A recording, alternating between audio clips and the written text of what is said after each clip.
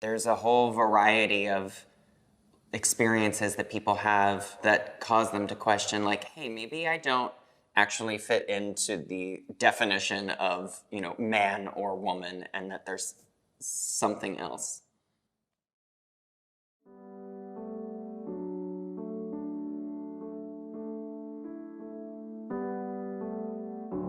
Hi, I'm Danny, and I identify as non-binary. I'm Lindsay, and I identify as non-binary. My name is Feng. I identify as non-gendered person. I'm Francois. I identify as genderqueer. My name is James, and I identify as non-binary. Non-binary is someone whose gender doesn't fall within the context of the binary that we set up in society. I am not male, I'm not female, I'm somewhere floating around in there. Non-binary means acknowledging a wider range of experience. For me, it means that I'm not identified with any specific gender, like male, female, or other things.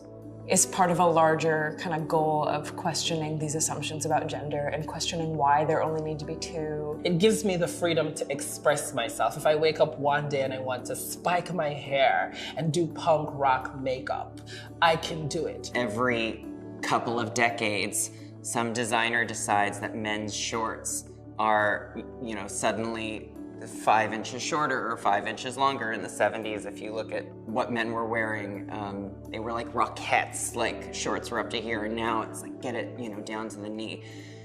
Non-binary is freedom from that whole game. It's like, I don't care what the men's department at Marshall's suddenly has decided that like men need to wear.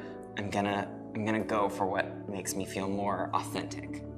I tend to say gender is dependent on context and point of view. To me, it just makes me comfortable that I can just be this body that I have.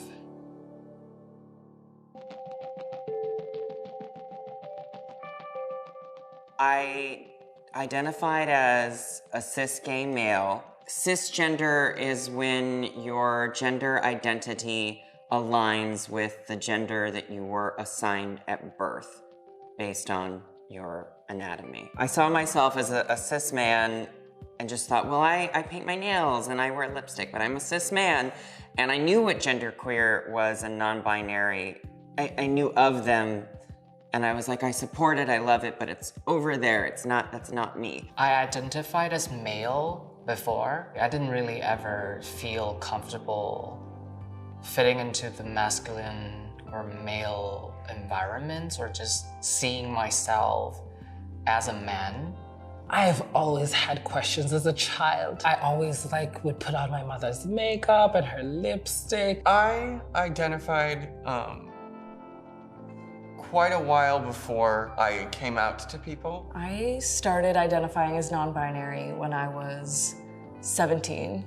I just knew that calling myself a woman and calling myself a girl did not feel accurate and did not feel good and did not feel like a home to me at that time in my life anymore.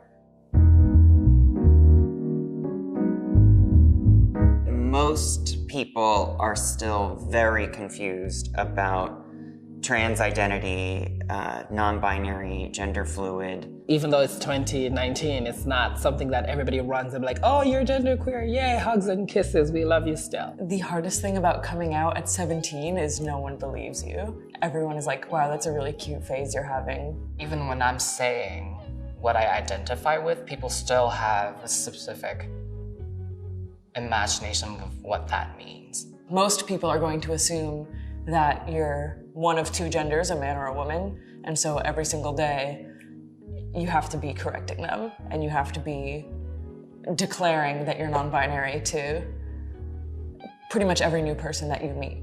People often misgender me. Like the second I leave New York, I get called ma'am, like to my face. A lot of times people get pronouns right twice, and then I find it's often the third time that people start slipping. A lot of people think that we're transitioning for some reason. Some people say, oh, so are you going through transition right now? And some people ask me, so do you still have a vagina? Simplest way to ask about gender if you don't know someone is, Hey friend, what are your pronouns?